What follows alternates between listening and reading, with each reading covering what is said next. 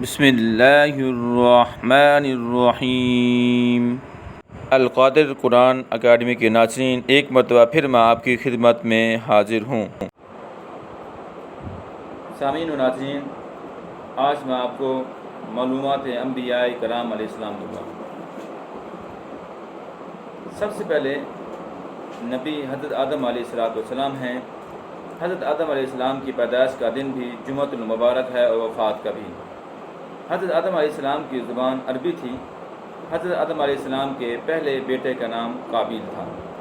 دنیا میں سب سے پہلے روزہ حضرت آدم علیہ السلام نے رکھا، ہر مہینے 3 روزے رکھتے تھے۔ حضرت آدم علیہ السلام کا قد 60 گز تھا۔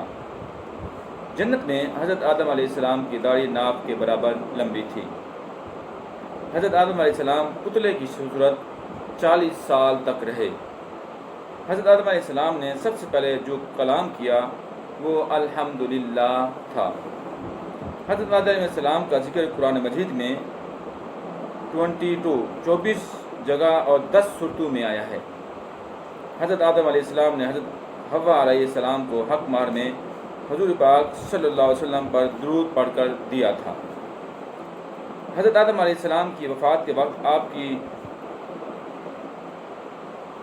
حضرت آدم علیہ السلام کی وفات کے بعد آپ کی